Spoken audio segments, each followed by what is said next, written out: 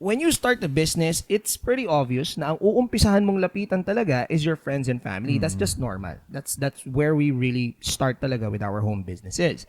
But it is important na hindi ka ma-trap with thinking na yung sales mo sa friends and family, that is always how it's going to look. That's right. Okay, this is actually one of the biggest reasons why home businesses never transition into mainstream businesses. Kasi ang iba, ang tingin nila yung sales ng pagbenta mo sa mga kamag-anak at kaibigan, it's always gonna be like that. We believe that every person should have a shot at being an entrepreneur. So in this podcast, we will be sharing tips and strategies that we give to our own clients, as well as discuss real-life topics that pertain to certain industries and businesses. This is Mentorship Monday. Welcome to another episode of Mentorship Mondays, everyone. Today's episode is entitled Starting a Home Business. So the purpose of today's episode is to help those people who started a home business back in 2020, because I do understand na it became somewhat of a demand for people na probably lost their jobs or trying to supplement their incomes, and a lot of these entrepreneurs started their entrepreneurial journey by building a home business. Okay, so basically a backyard business, if you will. And for today, what we're gonna try and do is to give tips and strategies on how they will be able to transition some of these home businesses into an actual, into an actual livelihood, into a mainstream business. Okay, so for today's episode, you have RP, Ryan, and Chris. And Ryan, as I understand it, you recently started a home business. So si Ryan, guys, meron siyang home business, which is very, very close na into transferring into a mainstream business. So congratulations. It's actually called Project Kitchen. We order from there all the time. All right, thank you, guys. And it's great. You should check them out. Pero Ryan, if you will, please give us some tips on, or maybe siguro share us the story first. How did you start this business, and what is happening now? So yung kami dalawa ng wife ko, so started the Project Kitchen PH. Kasi gusto namin i-share yung recipes ng grandparents namin or sa mga lolas, yung mga secret recipes na yun, kasi gusto namin i-share yung quality of food na natitikman namin or kinakain namin kung may mga occasions. So that's the reason why we started the Project Kitchen PH. Ah, wow. So tipong heritage type of... Yes. Very nice, That's very right. nice. So yung favorite ko yung kinakain ko sa inyo na back ribs and the chocolate cake. Yes. Recipes pa yan ng mga lolo't lola nyo. Yes. Especially the chocolate cake is what we call the Lala's chocolate cake. The ribs, yes, may twist lang sa ribs. In-apply mo lang yung mga nalalaman mo. Yeah. Sarap ng chocolate cake na, guys. As a matter of fact, it's currently my wife's favorite cake. All right, thank you. So, ayun. Sige. So, how did it start? I mean, what pushed you into starting Project Kitchen PH? Okay, kasi yun nga, hindi naman halata na may ligaw sa food, no? Kami nadala ng wife ko. So, simula nung actually, hindi pa nung lockdown. Actually, dati pa, may, kumbaga, restaurant na akong inopen dati. Kumbaga, food na din. So, na-enhance lang or kumbaga, na-push lang nung lockdown. Kasi nga, nung lockdown, wala tayong magawa. Nasa bahay tayo. Right? So, we tried the dish. We went back to the books na yung mga recipe guide. So, binalikan namin yon, ginawa namin yung mga recipes na yon. And namili kami yung mas masarap na yung quality ng food na malalaban talaga sa mga big brands. Buti may book na kayo. Yes, meron. So actually nasabay, medyo na siya luma. Yung pagsulat, medyo hindi mo na mabasa ng onte. Baka mamaya may Spanish pa. Kumbaga yung sa mga prayers. Okay. Okay. So yung mga ganun. So nag-start kami and then we visualize kung ano yung mga dapat namin gawin, then strategize, then business planning is important as well. Yun, very good. Okay. Thank you. So how did you business plan, right? Ano yung inuna nyong gawin? So inuna namin gawin kung ano yung currently na nasa public ngayon, like the ribs, the chocolate cake, yung mga normally na binibili.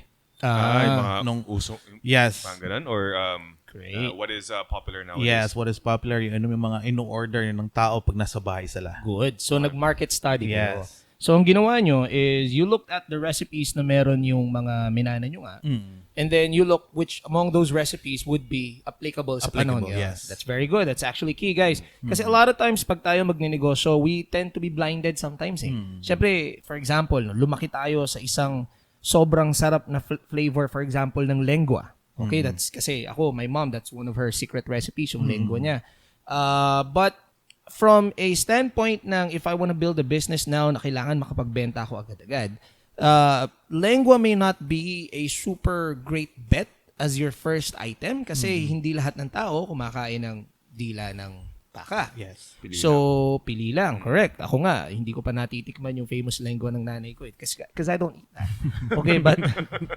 So, and I'm not saying that's always going to be the case. There are obviously people who know how to, position their products. Pero the tendency is if you are a first-time entrepreneur, that is not the case. If you're a first-time entrepreneur, it would be your first time to try and understand the market. So, pag ganon, in my opinion, what you did, which is to do a market analysis, na marami tayong produkto, pero you understanding na hindi lahat ng produkto niyan bebenta agad. Let's concentrate dun sa applicable sa panahon ngayon. I think that's very, that's a really great strategy. So, congratulations. All right, thank you. Next, what did you do next? After nag-market analysis ka, you saw sa mga recipes na to, applicable si ribs, applicable si chocolate cake. What was the next step? Next step will be the, kumbaga, taste testing. Yun. Okay. Tayo. Favorite part? Isa tayo sa mga tumigil nun. Taste testing. So, since nandun na din si father ko, so yung mga kapatid ni Steph, so first, and then what we did is buy doon sa mga competitors. Okay. Kung ano yung lasa ba talaga nila. If mas masarap ba yung amin. If may laban. If may laban, ano yung difference, what we can do to adjust para mas maging kilala siya in the market. So talaga may gastos talaga. Kung you Yes, had to may gastos buy other products, you had to do market research, do several recipes. Mga ilang iterations ba ng like for the ribs, siguro we ordered doon sa competitor, yung medyo sikat na nung simula ng pandemic, yung mga ganun. So siguro mga 4 na restaurants. Okay. And then, yun, nakita namin na mas angat pa siya. Ano ba siya? Parang home business din? Or, no. It's yung talagang full-on restaurant. Yung dalawa doon, restaurant na. So, hindi ko lang pangalanan. So, yung mga ganun. Okay. Yung dalawa started then, pandemic. Okay. So, yung mga ganun. So, yun. Tinest namin yung competitors, anong pwede namin i-adjust. So, yun. And then, after na, nung okay na yung recipe, okay na yung lasa niya, and then, sa mga friends. Okay. So, lapit sa friends. And then, kuha kami ng mga feedback sa inyo guys. Mga ganun. So, Thank you pala. thank you. So, especially... Tuwa ako nung week na yun eh. Yun yung kadadating ni Ryan, may dala siyang pagkain. So, in short, nag-focus group ka na. Yes. Okay, you were gathering information kung saan lumulugar yung products mo. Okay. So, yung nakita namin yung potential and may, alam mo yung may ilalaban pa siya sa market. So, yun, friends and family. Then we started kumbaga soft opening nung November. So, mga last week ng November. And then, it was a good start kasi nung December we were fully booked. Buong December. Mahirap siya, nakakapagod, yes, pero sulit. Kasi when people appreciate your food, na kahit yung mga hindi mo kilala na nag-order and then they send you a message na it was good, it was better than this, yung mga bawi yung pagod.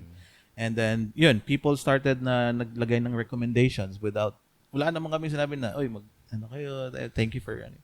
So yun, nakakataba ng puso and kahit napagod ka, mas gusto mo pang maglabas pa ng ibang recipe. Gusto mo pang gandahan lalo. Gusto pa yung gandahan. Gusto mo pang gandahan yung itsura, yung quality.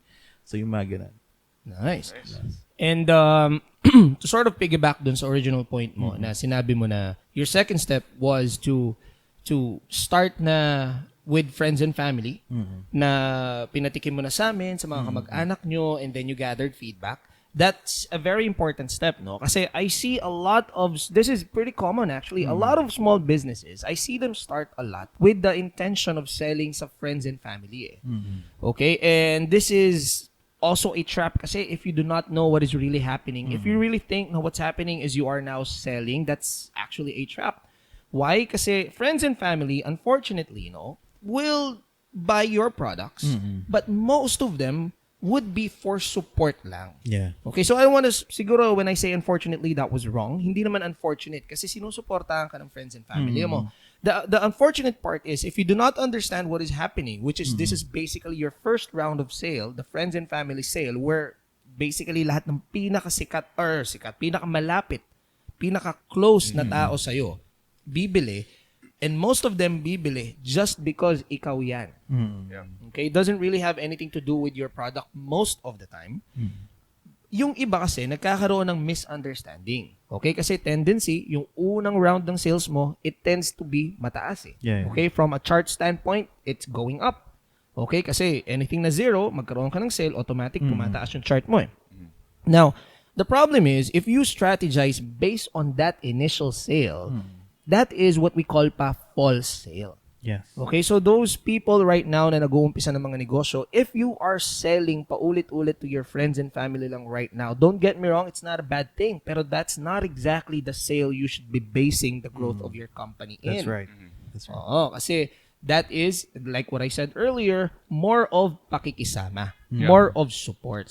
Okay, so what you should be doing, like yung sinabi ni Ryan, they started to venture out na. Yung friends and family sale na nangyari sa kanila, they use that as information to try and see what they can do to better improve their products. Yes. Then from there, they improved it and they started venturing out. I remember you guys got featured pa in a blog. Ba yun? Yes, actually nag-start na din siya, nagsilapitan sila. Recently lang, di naman sa pagano, pero GMA something artist center. Wow. Nag-email sa amin.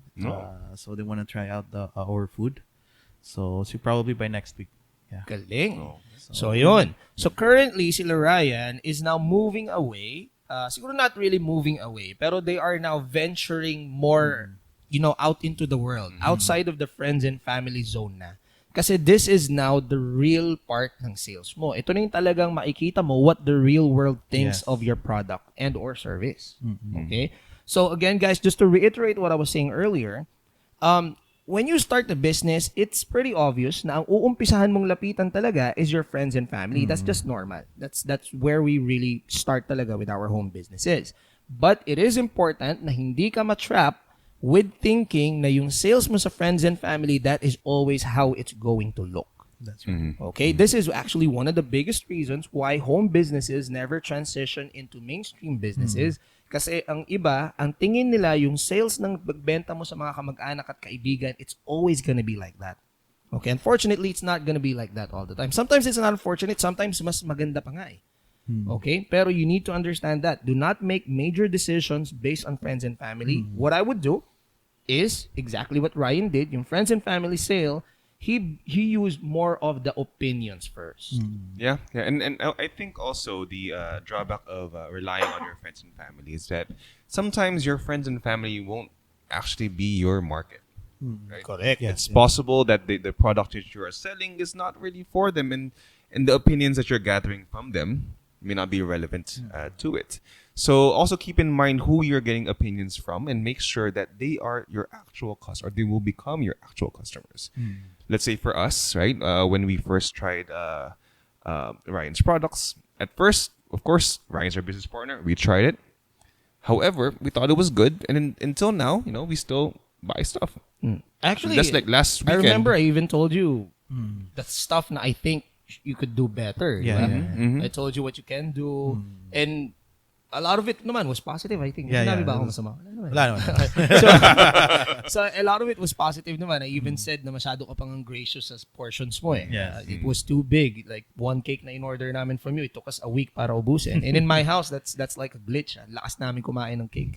Anyway, so ayun. So right now, I didn't even know that you were about to be featured by GMA7. Yun nga. Congratulations, brother. Yun, nag-email sila, nag-message. So, yes. Yeah. Maganda naman. So, Wow. and may mga na din mga vlogger na lumalapit. So, gusto nilang i-try. Akala nga namin nung una, may bayad. So, sila pala yung gustong bumili. Kumbaga, magbabayad ka na. So, hindi pala. So, umaga, bibili sila, And then they will... then they will review pa. Oo. Dude, that is organic marketing. Very good. Chris. Ano ba? Hinanap po. At first ba did you ask people to get to try your product or Hindi naman. Kasi si Steph, mahilig mag-post sa Instagram eh. So Instagram, from there yung mga picture na kinuha namin. So nagustuhan nila, maganda yung look. And then they want to try it out. Kung malasa ba talaga sila. So they have yung reviews nila, kung titignan mo yung mga page nila, honest sila. Pag hindi nila nagustuhan, sinabi na nakalagay talaga doon, naka-indicate na this is not good or you can do better. And that's the reason kung ba't ayaw nila magpabayad. Oo. So that they can give their honest opinion. Wow, that's good. And it turned out good naman. Maganda yung mga reviews. So, meron pa nga isa doon, maging parang close na ni Steph eh. Kasi laging umu-order. Repeat order, may bayad. Sabi namin na, it's okay, padala kami na lang ng free since you're ordering. No, it's okay. Bayad na ako ngayon. So, wow, congratulations. Yeah. mga ganun. So, it's good. So now, what was the next thing that you did? So after the friends and family, you start venturing out. The next step na you did? Next namin is, nag-market na rin. So, marketing. Yun. So, sa Facebook and Instagram. So, kasi important din yan eh. Kasi, kumbaga, you will reach a lot of people na yung mga common na gusto, like the food people, yung mga ganun. Okay. So, hindi lang friends and families. Did you have any is it all paid marketing or did you like organic marketing? At first, organic. And then, we had help with my, partner natin. Si Brother-in-law. Brother-in-law, yes. No, but meaning like lagi ka ba ano ba nga yung mga Post. usual so everyday post ka? Yes, post. Did you join any groups? Did you Recently na lang, join kami ng mga groups. So, tas yung post mga- din, Yes, tas, post market. doon. And then, may yung mga follow back, yung mga small entrepreneurs, small business. And then, yun, kasama na din yung mga boost. Oh, okay. Well, I think that is very important. As I seen kasi madaming lalo nung 2020, di ba? Madaming mga nag-o-offer talaga na mga products ng mga kaibigan, mga ganon. And if I see what they're doing, it's usually ganun nga. So they message everyone they know and then binibenta na lang. And then if I look at their page, hindi nila masyadong ini-invest na yung marketing nila. Yes. And I think that is that will slow your growth, right? I think you treating your business as a regular business would be good. So marketing expenses does come in. However, I do understand that in the beginning, well, sometimes hindi ka pa sigurado sa like what direction you are going. Yes. And I understand that since you are a small business, one of the good things about being a small business is that you can become agile, right? You have the ability to not really close yourself down to like one niche, right? You can kind of make a wide net and have different products, and then from there, know which product works, which is your brand, Yes. right? And then I can understand also that once you figure out what your niche is, then you can also go into marketing. So I think both ways can be a good option for that. Great. Yeah. Tama. And guys, I just want to point out something very important, no? So kasi this is also one of the problems na Yung sa GMA. ay talaga. Yung email ng GMA. Wow. Yun, sorry napastop ako. Si Ryan biglang nagpakita ng email ng GMA. Okay, so going back. Ano yung sinasabi ko? sorry. Ayun, sorry. Ayun, I remember na. So, yung ginagawa ni Ryan, I just want to point it out, no? Kasi this is also one of the biggest mistakes I'm seeing a lot of new businesses make. Kasi I'm the kind of person na if you do something, aim high. Yes. When you make a business, don't just try and say na, itong business na to, kumita lang na konti, masaya na ako. Yes, that's a pretty good plan. Pero, say, ang in-name mo, hindi, gusto ko kumita ng million to. And hindi mo na-meet. Konti lang ang kinita. Di you still arrive at the same plan as others.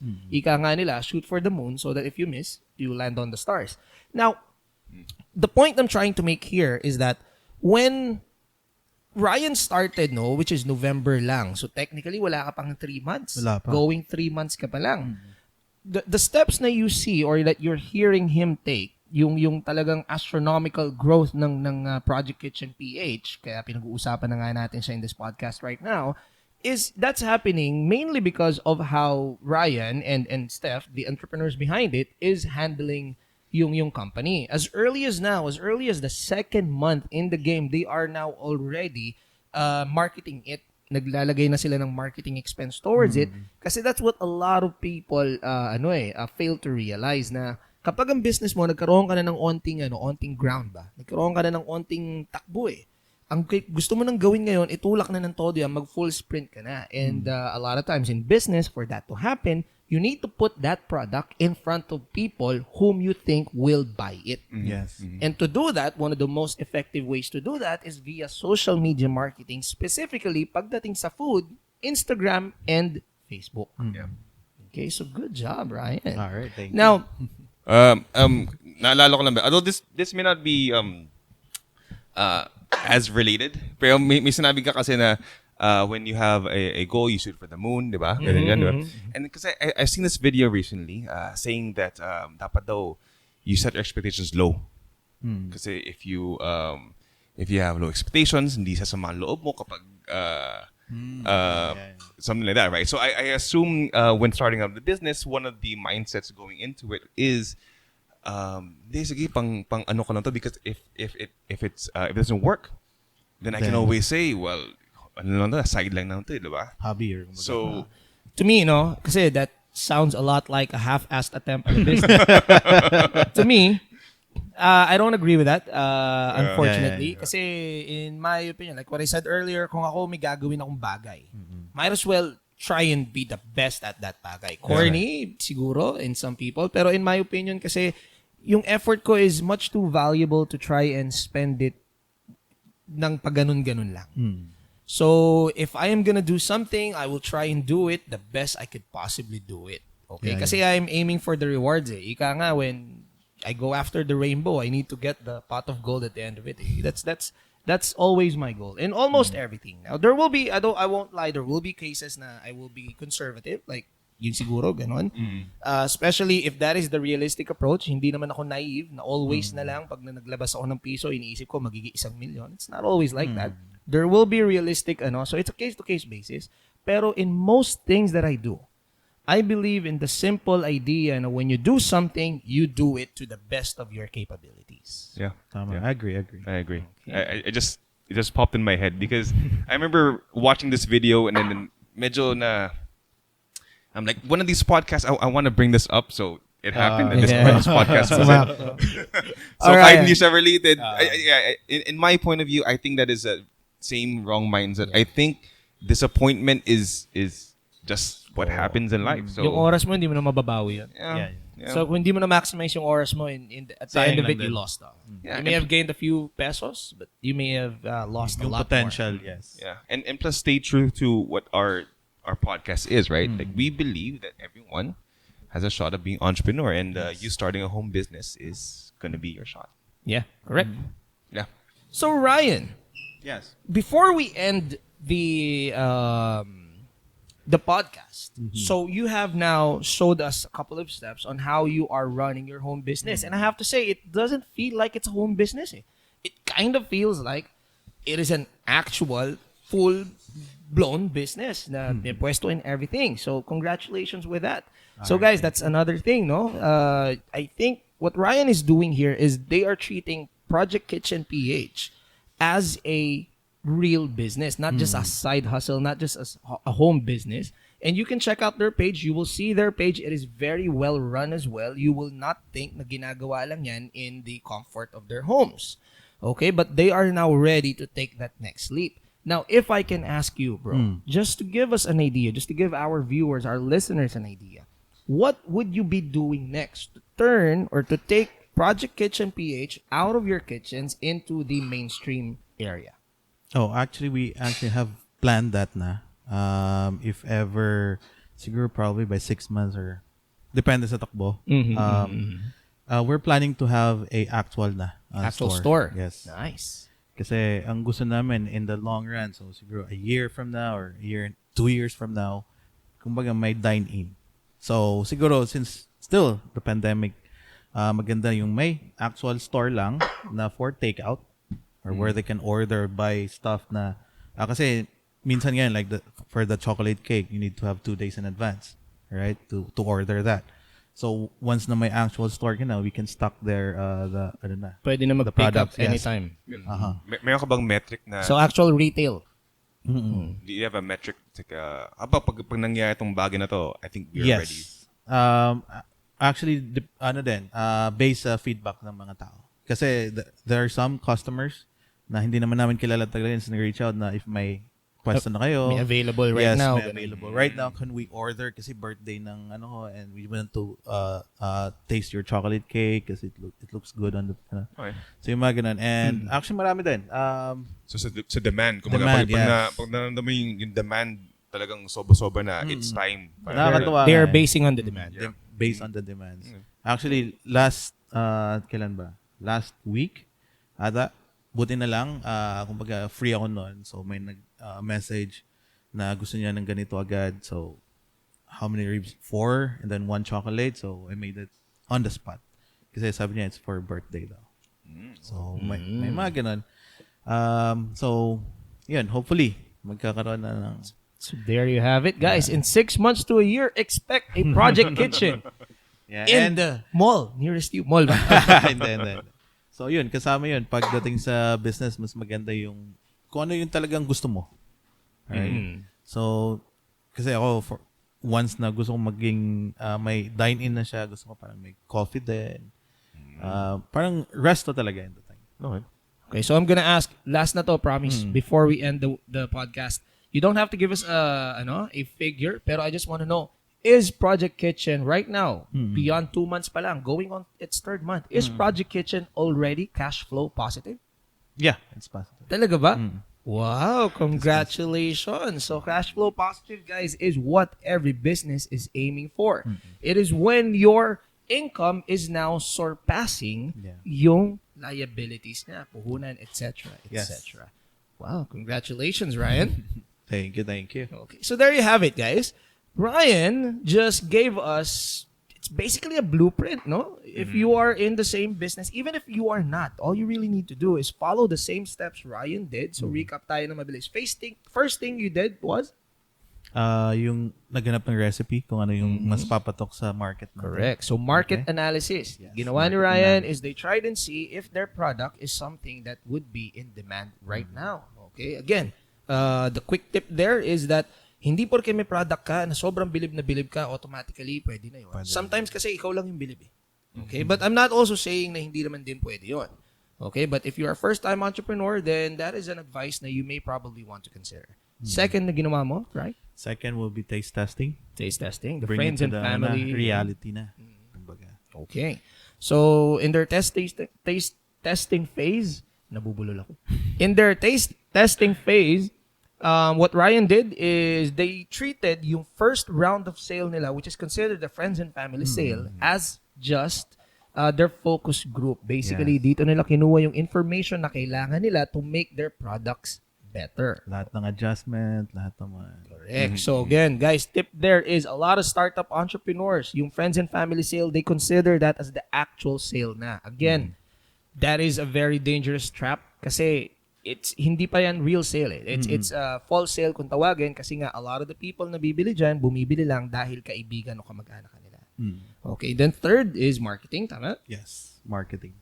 Third is marketing. So sila Ryan did not wait too long to take their products into, to take it and put it in front of people who are looking for the same products. And look at them now. They are waiting to be featured by one of the biggest networks here in the Philippines today. Congratulations. Yeah. Thank you. Okay, so think, there you go. Sorry, Chris. Yeah, I think you also mentioned before that you put a lot of importance also on costing, right? Yeah. So you had to make sure that. So, yun, yung mga mistakes ko dati. Yun Which pala. is, na-correct naman. Yung costing especially. It wasn't all perfect naman. Yes. talaga. May mga ano naman talaga. So, wag ma-discourage. May mga products naman talaga na. So, don't focus on that. So, Mm. So, quick lang, para hindi matagal, bigyan ko lang ng onting context sa mga naikinig. There was a product na binibenta ni Ryan and it was super well received ng mga tao. Sobrang daming umorder. Kaya pala sobrang daming umorder kasi masyadong mura niya nabibenta. When he checked out the profits, mali pala yung initial costing niya. And eventually, he fixed it and it's still doing okay naman. Yes. Okay. Great. And then, your next move for the future is you are now looking to build an actual location based on the demand. That's right. Okay, so the tip there, guys, yung ginawa ni Ryan is he first created the market ng mas mababang risk than usual business kasi that's the power of online. Okay, because of online right now, there is a chance for you to build the business without having a physical location. And Ryan took advantage of that. And now that there is a demand, there is now a following for Project Kitchen, he now has somewhat mitigated some of that risk kasi by the time na magbukas siya, there will be now people na readying bumili sa'yo. Yeah. Gumawa ka ng, as proof of concept, basically. Proof of concept. At a very lower risk. Galing. So there you have it, guys. In 30 minutes, we gave you a very simple but effective strategy on how to turn a home business into a mainstream business. Okay? And it's something that the example we gave you is actually something na isa mismo sa amin is doing right now. Yeah. Okay? So tell us what you think. Do you have any other questions? Meron ba kayong gustong itanong kay Ryan? Especially those who are currently in somewhat the same situation as Ryan right now. If you have any questions, please do not hesitate to put them in the comment box below and we will be more than happy to answer everything that you throw at us. So in true Mentorship Mondays fashion, we will be ending this episode with one word that we believe fully summarizes what we talked about today. So, my word is dream. Parang follow your dream and dream big. Very good word. Yung word ko big. Dapat yung word ko supplemental sa'yo. Dream ka big ako. Sorry. It's okay. Okay, Chris. Si Ryan pala, I'm sorry. So his word is dream. Yes. Dream big. That's right. Me, my word is courage. Okay, courage because you have to be fearless. You have to be courageous in, giving yourself the chance to start. Like what we say, always just start it. Doesn't matter if it's small. Start small. Grow it big. Nice. And to do that, you need to be courageous. So my word is you have to have courage. Nice. Agree. So for my word, it would be agile. Basically, since you are a small business, you have the ability to be agile with what you do. You can make decisions right away. You have a low risk, kumbaga, at this point. So take advantage of that. Take advantage of taking chances on things, and eventually, you'll get there. You'll get the right decision. Very good word. It's actually something na I hear a lot from one of my business mentors, Coach Chot Reyes of Gilas Pilipinas.